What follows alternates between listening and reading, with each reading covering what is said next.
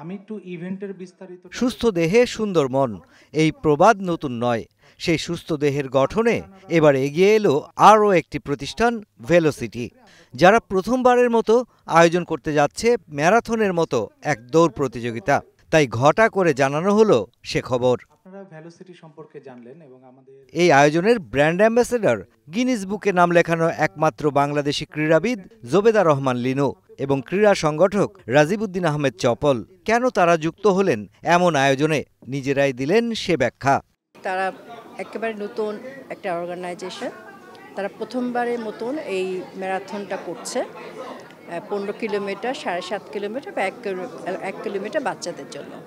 এটা নিঃসন্দেহে একটা ভালো কাজ, একটা ভালো উদ্যোগ।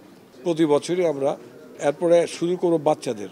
প্রতি বছর বয়সভিত্তিক যদি আমরা এই ম্যারাথনটা করি, বাচ্চাদের মধ্যে একটা আসবে না, আমরা খেললে ভালো করতে পারবো, আমরা সুস্থ থাকবো, সতেজ থাকবো এবং খেলবো সারাক্ষণ। আগামী 13ই সেপ্টেম্বর ঢাকার হাতিরঝিলে হবে এই প্রতিযোগিতা। তরুণ প্রজন্মকে খেলাধুলায় সম্পৃক্ত করা এবং শারীরিক ও মানসিক সুস্থ জীবনযাপনে উদ্বুদ্ধ করাই এই আয়োজনের মূল লক্ষ্য।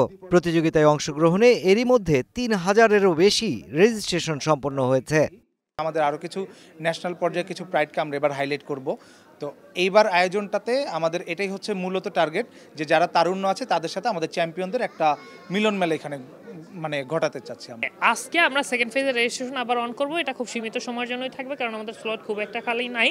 তো অনেকে আগ্রহ প্রকাশ, বিগত অফ করার পর অনেকেই তাদের আগ্রহ প্রকাশ করছে। খুব অল্প সংখ্যক সিট আছে, যেটা আমরা 7টা ক্যাটাগরিতে অল্প কিছু রানার আমরা নিয়ে ক্লোজ করে দেব। প্রতিযোগিতাটি 15 কিলোমিটার, 7.5 কিলোমিটার এবং 1 কিলোমিটার এই 3টি ক্যাটাগরিতে অনুষ্ঠিত হবে।